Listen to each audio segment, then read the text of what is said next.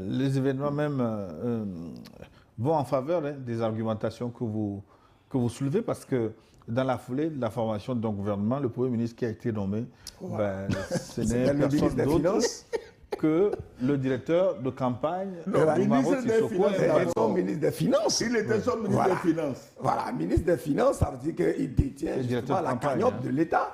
En même temps, directeur de campagne, c'est-à-dire c'est le personnage le plus proche qui inspirait plus confiance justement à Embalo.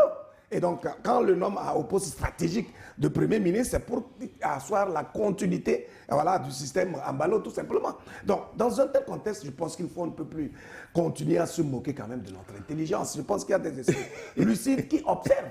On sait très bien que la farce a été organisée pour pérenniser le système Embalo et faire en sorte à préserver les intérêts déjà construits par justement ce régime-là.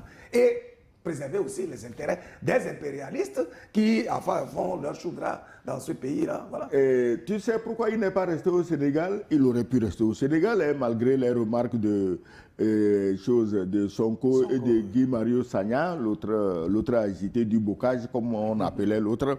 Bon, il aurait pu rester.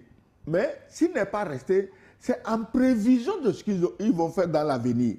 Maintenant que c'est son homme de main qui est Premier ministre, maintenant que c'est son bon garçon qui est président, le Galonné, bon, merci à la générosité du président Sassou Nguesso, c'est bien, ça, le Congo c'est un beau pays, hein. Je me dis que Brazzaville, ça doit être un très beau coin, la belle forêt équatoriale, la fraîcheur et tout. Mais tu vas voir que le Premier ministre, il va décréter une amnistie pour l'ancien président, pour Embalo, le nouveau général président, amnistie pour Embalo. Et puis, avant un an, il sera à Bissau, hein, il sera de retour. Hein.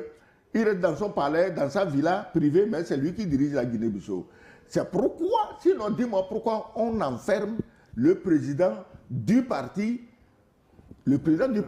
pas le candidat, le président du parti dont le soutien a fait élire l'autre. Pourquoi on l'a emprisonné?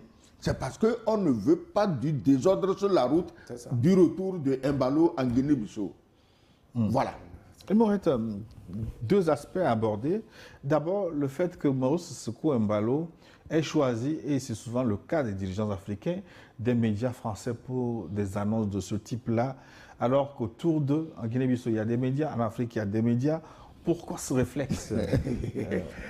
Ta question contient